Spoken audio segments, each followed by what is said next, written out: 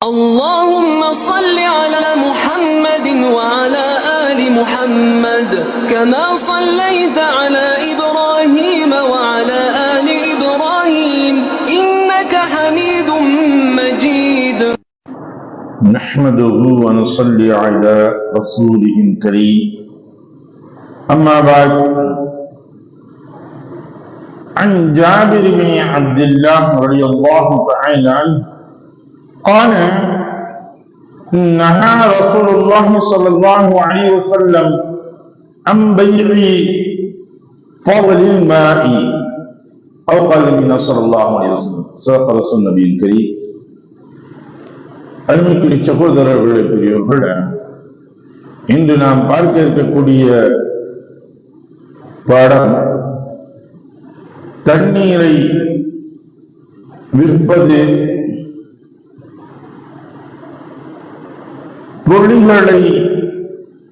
பொருள்களுக்காக வேண்டி கட்டணம் பெறுவது, இது சம்பந்தப்பட்ட பாடங்களாக இருக்கின்றது. ஜாபிர் இப்னு அப்துல்லாஹ் ரலியல்லாஹு தஆலா அன்ஹு அவர்கள் கூறியதாவது, ரசூலுல்லாஹி ஸல்லல்லாஹு அலைஹி வஸல்லம் அவர்கள் தேவைக்கு மேல் எஞ்சிய நீரை விற்பதற்கு தடை விதித்தார்கள் என்பதாக அறிவித்துள்ளார்கள். மற்றொரு ஹதீஸில் ஜாபிர் ரலியல்லாஹு தஆலா அன்ஹு அவங்களே அறிவிக்கக்கூடிய ஹதீஸ், கொடி ஒட்டகத்தை வாடகைக்கு விடுவதற்கும் விவசாயம் செய்வதற்காக தண்ணீரையும் நிலத்தையும் அக்கால முறைப்படி குத்தகைக்கு விடுவதற்கும் இவ்விரண்டிற்குமே தடை விதித்தார்கள் என்றாக சொன்னாங்க. சரி, எந்த மாதிரியான தண்ணீரை விற்பது தடை? ஒரு காடான பகுதியில் இருக்கு, அந்த பகுதியில் தண்ணீர் என்பது இல்லை, ஒரு இடத்துல மட்டும்தான் நல்ல தண்ணி இருக்குது, ஒருவருக்கு சொந்தமான இடத்தில் மட்டும்தான் நல்ல தண்ணி இருந்து கொண்டு இருக்குது.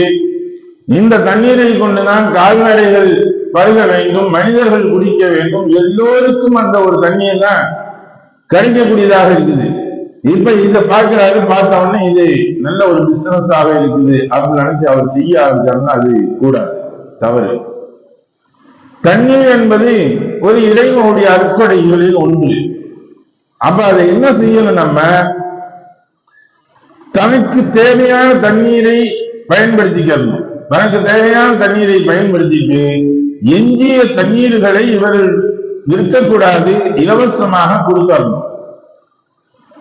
கால்நடைகளுக்கு தேவையா? கால்நடைகளுக்கு நீங்க போட்டுங்க, மனிதர்களுக்கு கொடுப்பது இதெல்லாம் இவர் கொடுக்க வேண்டும். அது கிணற்று நீராகிவிட்டாலும் சரி, அல்லது ஆற்றில் இருந்து ஓடி வரக்கூடிய நீர், இவர் என்ன செஞ்சாரு?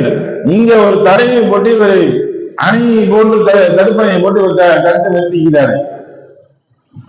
தடுத்து நிறுத்திக்கிட்டு என்ன செய்யறாரு? கீழே உள்ளவங்களுக்கு யாருக்கும் தண்ணி இல்லை, உங்களுக்கு நான் தண்ணியை திறந்து ஒன்னா எனக்கு நீ காசு கொடுக்கணும், இது போல இவர் செய்யறாரு. இது போன்ற செயல்பாடுகள் செய்வதற்கு தான் ரசூலுல்லாஹி ஸல்லல்லாஹு அலைஹி வஸல்லம் தடை விதித்தார்கள். நீங்க செய்யக்கூடாது. அதனாலதான் வீட்டிற்கு வரக்கூடிய நபர்களுக்கு வந்த உடனே முதல்ல எடுத்து கொடுக்கக்கூடிய பழக்கம் எதுவாக இருந்தது? நம்மளுடைய நாகரிகம் தண்ணீரை தான் முதன்மையாக எடுத்து கொண்டு கொடுப்பாங்க. ஒன்று, அது வரக்கூடிய நபர்களுடைய அந்த உஷ்ணங்களை தணிக்கக்கூடிய ஒன்று. ஹலாலான ஒரு உணவு, எந்த ஒரு கலப்படம் இல்லாத ஒரு உணவு என்னன்னா தண்ணீர் ஒன்றுதான். மனிதன் எத்தனையோ ஆசைகளை இவன் புகட்டியவனாக இருப்பான். 3 விஷயங்களை இந்த மனிதன் வேண்டாம் என்று எத்தனை முறைகள் பார்த்தாலும் சரி, மீண்டும் மீண்டும் அவன் அதன் பக்கம் ஆசை தேட்ட முடியவனாகத்தான் இருப்பான், நிராகரிக்கக்கூடியவனாக இருக்க மாட்டான். ஒன்று, வானம் இந்த பூமி இருக்கின்றது, இதை விட்டு இவன் கிடைக்கின்றான் என்றான், இந்த நெல்லை விட்டு கிடைக்கின்றான போதுங்க, இதோட போதும், அடுத்து வேண்டாமே வேணாம் அப்படின்னு சொல்ல மாட்டான். மீண்டும் அவன் சென்றவரனே அடுத்த நிமிடமாக அவன் சிந்தனைக்கு வருவது அதை வேணும் அப்படின்னு சிந்தனை வந்து. இரண்டாவதாக இந்த தண்ணீர், இவன் நல்ல வயிறு படைக்க குடிப்பான், குடிச்சுட்டு இருந்தாலும் கொஞ்ச நேரம் கழிச்சு அடுத்து தாகங்கள் ஏற்படும் போது அந்த தண்ணீரின் பக்கம் தான் தேக்கமாக அவன் சென்று கொண்டிருப்பான், தண்ணீர் வேண்டும் என்பதாக. மூன்றாவதாக காபா, ஒரு மனிதன் காபத்துல்லாஹை கண்டு வந்து விட்டான், எனக்கு போதுங்க, நான் ஒரு ட்ரிப் போயிட்டு வந்தீங்க போதும், எனக்கு அது வந்து இல்ல அதெல்லாம் போதும் அப்படின்னு சொல்லி நிக்க முடியாது. அவனுக்கு அடுத்து மீண்டும் அடுத்த முறைகள் மீண்டும் நாம் சந்திக்க வேண்டும். அப்போது பார்க்கும் போதெல்லாம் எத்தனை தடவைகள் அவன் பார்த்து கொண்டே இருக்கின்றானோ அத்தனை முறைகள் அவனுக்கு அது புதிதாக தெரிந்து கொண்டே இருக்கும், புதிய புதிய பாடங்களை அது கற்றுக் கொடுத்துக் கொண்டே இருக்கும். அதனாலதான் சொன்னாங்க, தண்ணீரை நீங்கள் யாரும் தடுக்க கூடாது. கியாமத்துடைய அடையாளங்கள் ஒன்று சொல்லியிருக்காங்க ரசூலுல்லாஹ்.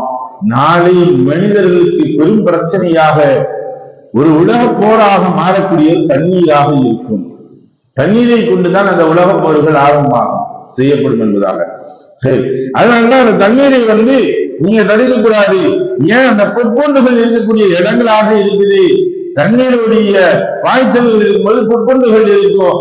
அந்த பொற்பொண்டுகளை உண்ணுவதற்காக வரக்கூடிய விலங்கினங்களை நீங்கள் தடுக்கும் பொழுது, தண்ணீர் கொடுக்காமல் தடுக்கும் பொழுது அது இடங்களை தேடி, தண்ணீர்கள் இருக்கும் இடங்களை தேடி மாறி செல்லக்கூடியதாக இருக்கும்.